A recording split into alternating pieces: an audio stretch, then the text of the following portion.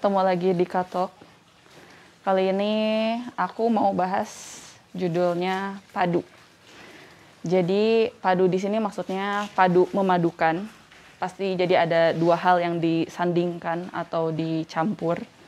Nah, hari ini yang dipadukan adalah arsitektur tradisional Korea dengan arsitektur kontemporer. Di sini arsitektur tradisional Korea sebelumnya udah pernah dibahas nih sama Aisyah kan. Itu namanya Hanok. Hari ini aku mau bahas satu proyek aja, namanya Gaonjae House. Nah, jadi arsiteknya ini tuh firmanya Iroje KHM Architect. Tahun beresnya tuh di tahun 2012. Terus lokasinya di Gyeonggi-do, Seoul, Korea. Gitu. Terus besaran site-nya tuh kurang lebih 643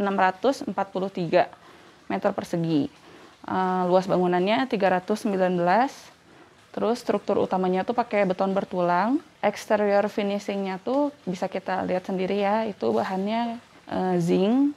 Terus dia ada kamprotan warna putih sama beton expose. Nah, kita mulai. Jadi awalnya si bangunan Gaonjae ini tuh dulunya adalah rumah tua gitu.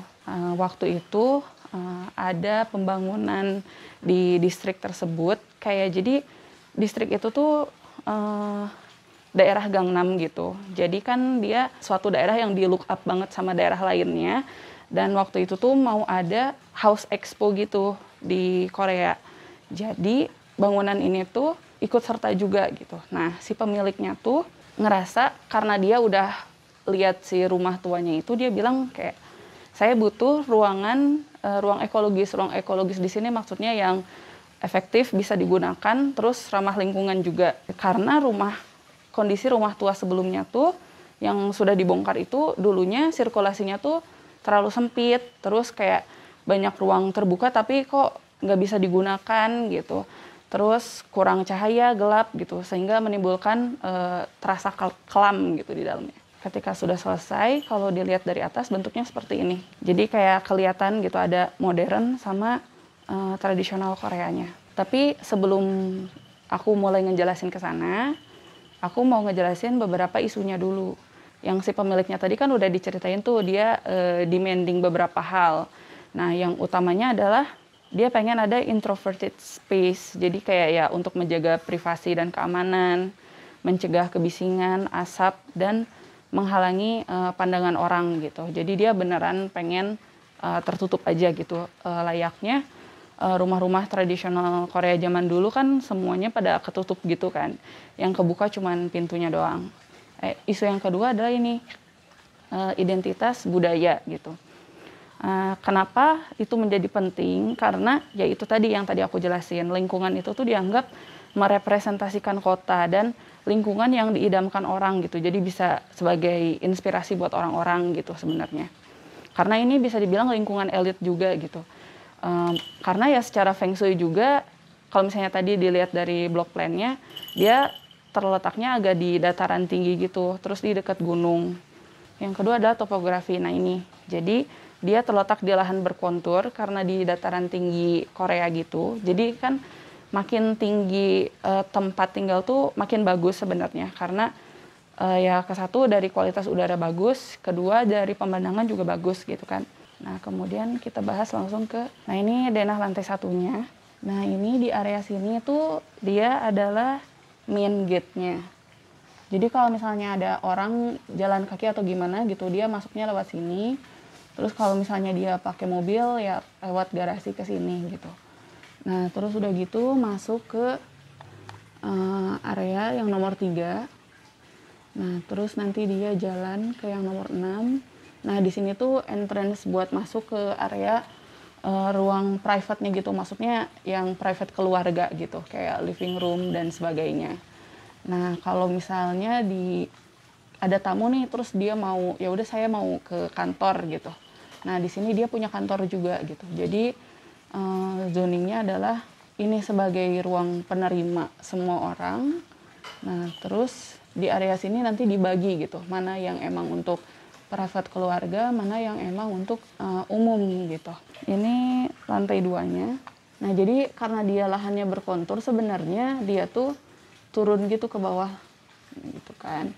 Nah, terus udah gitu, di sini ada living room, di sini ada kayak study room, third bedroom, yang gitu-gitu. Nah, di area atas ruang kantornya ini tuh jadi kayak ada roof gardennya gitu. Nah, ini bentukan atapnya. Tadi kayaknya dari 3D juga udah kelihatan ya bentuk atapnya. Jadi kayak berjurai-jurai gitu atapnya. Nah, ini secara potongan yang ke-1. Jadi ini yang motong area garasi. Nah, ini tuh yang area nomor 3 tadi. Jadi dia kalau misalnya mau ke atas nih, dia bisa lewat sini, terus nanti naik gitu ke area sini. Karena ini ada tangga-tangga gitu kan.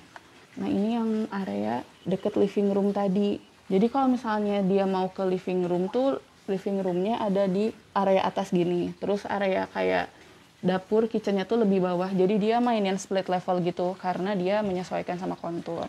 Nah, kita mulai masuk ke main pembahasannya. Isu-isu yang tadi udah aku sebutin itu ada 3 isu kan.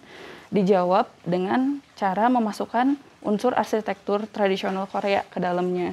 Termasuk ini, adaptasi terhadap alam yang tadi. Itu tuh kelihatan dari, kalau tadi lihat potongannya kan dia beneran ya udah pakai split level aja gitu. Meskipun elevasinya jadi berbeda-beda gitu, nggak seragam.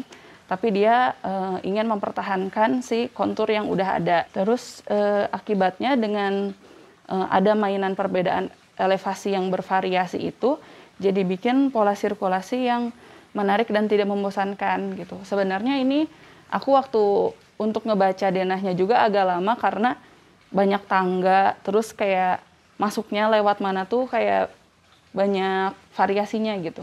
Nah, unsur-unsur arsitektur yang ada di Hanok itu salah satunya adalah ini, namanya madang. Madang adalah taman bagian dalam atau inner court yang sering ditemukan di Hanok. Jadi kayak apa ya, area transisi gitu. Sebuah tempat semi private yang digunakan untuk bersosialisasi maupun menyendiri.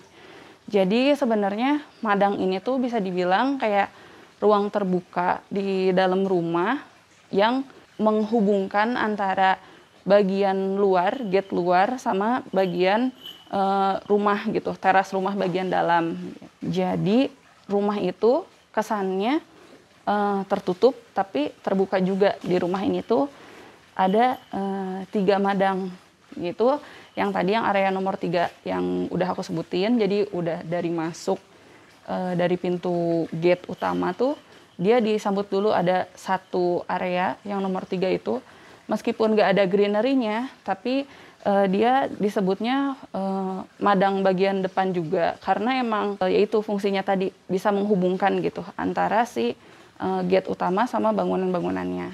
Yang kedua itu yang nomor 7 yang hijau bagian tengah ini itu adalah madang utama gitu. Jadi ini adalah area terbuka paling besar di area ini gitu. Nah, sedangkan yang nomor 8 ini tuh area madang-madang samping gitu. Nah, jadi dengan adanya madang telah menjawab kebutuhan ruang ekologis, privasi, ruang outdoor yang bermanfaat dan lingkungan mikro yang asri gitu. Nah, yang berikutnya ada namanya RU. Jadi RU itu unsur pilotis di arsitektur Korea dengan bentukan lanskap yang dinamis gitu. Terus kayak dekat gunung, si arsiteknya itu tuh memutar sumbu masa ruang keluarga ke arah puncak gunung di sekitarnya. Nah, terus kalau misalnya kita lihat tadi dari potongan, itu tuh kayak ada dibikin ya pilotis gitu, cuman ada tiang-tiang doang gitu kelihatannya, jadi kayak kesan terbang gitu. Nah, terus rasa pilotisnya tuh dari mana sih? Nah, ketika melihat ruang dalam ini, dengan kayak ada mainan tangga-tangga gitu, terus di bawahnya juga kayak ada tiang-tiang gitu, jadinya orang yang di dalam tuh kerasa kayak ya melayang aja gitu. Jadi kayak cantilever. Dari semua unsur arsitektur tradisional Korea yang mudah banget dikenali adalah ini, choma.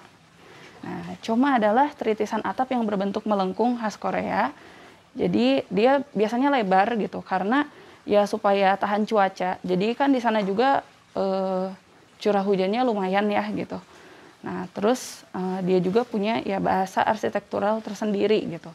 Nah, si comanya ini tuh dimasukin ke bangunan ini, dibentuk atapnya, sehingga terkesan kayak masih ada tradisional, tapi dikawinkan dengan material yang bahannya modern gitu, seperti zinc warna hitam tadi gitu. Kita lihat dari madang gitu, dari area madang inner court di dalam itu kayak ada lengkungan-lengkungannya gitu. Plafonnya pun ikut dimainkan gitu, jadi kayak kelihatan coma di luar, terus si comanya juga kelihatan dari dalam gitu, main melengkung-lengkung.